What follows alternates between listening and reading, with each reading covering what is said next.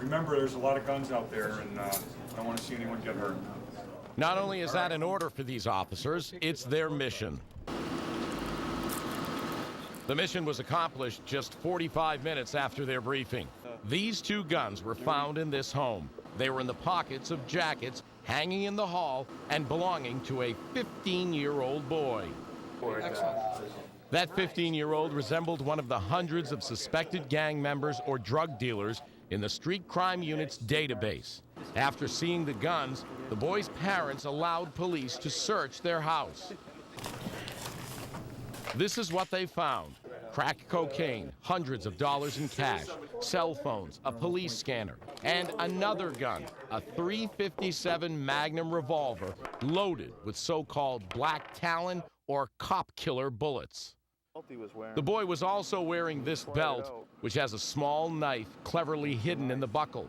It's almost impossible to detect, but very easy to remove and use. You wouldn't know until you check. You got to check everybody real good. If you're not doing your job. This shrine on Pendleton Ave is for one of the latest victims of the gun violence in Springfield, a young man. Well, Operation Zero Tolerance is about stopping the violence, but it's not just about cracking down on the bad guys. It's about getting the community involved so that there will not be any more of these shrines. The young man murdered here was not killed over drugs.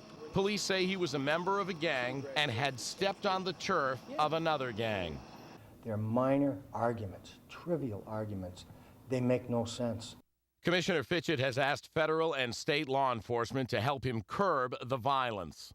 Get to the issues of why. Reverend Don Washington is a leader in the African American community. He supports the police efforts, especially their new approach. This is Rick Brown. He had open containers of alcohol in his parked car and a small amount of marijuana. He could have been arrested, but instead of making problems for him, the police made him part of the solution. Listen to me. Listen, stay straight.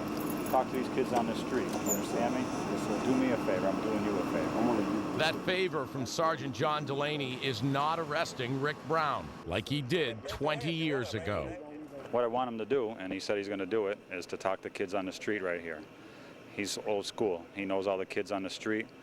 And I'm telling him that not to do what he did in the past when he went to jail. That message is too late for the young men charged with this murder, but it's not too late for others. With Operation Zero Tolerance in Springfield, Jim Polito, ABC 40.